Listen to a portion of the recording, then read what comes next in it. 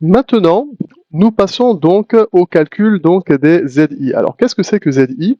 Tout simplement, pour chacune des figures de 1 à 5, il va falloir donc trouver le centre de gravité de ces figures, ce qui est assez simple quand même, et comment dirais-je, mesurer la distance entre le centre de gravité et la barre des Y. Donc en gros, la distance Z entre le centre de gravité et le zéro. Je ne sais pas si je me suis bien fait comprendre, c'est pour ça qu'il y a un petit dessin qui va apparaître au fur et à mesure.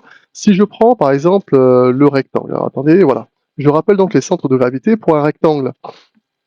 Donc on croise, comment dirais-je, on y pose les diagonales, le milieu donc c'est forcément G, le centre de gravité du rectangle, ce qui est égal donc à la mesure divisée par 2 hein, de chacun des deux côtés comme vous pouvez le voir sur la figure.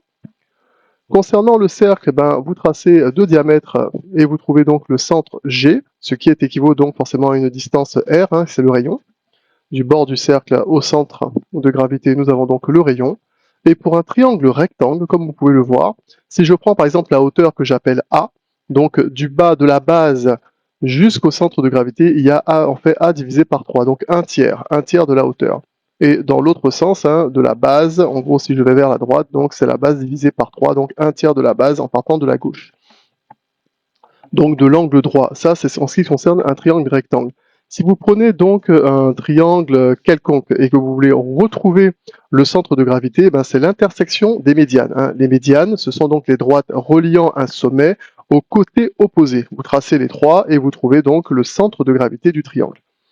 Et après, vous n'avez plus qu'à mesurer. Alors, pour continuer ceci, donc je prends par exemple la figure 1. Lorsque j'ai mon centre de gravité, vous voyez, alors normalement j'ai un petit truc qui doit apparaître. Alors attendez, qu'est-ce qui s'est passé? Hop, je reviens là. Voilà.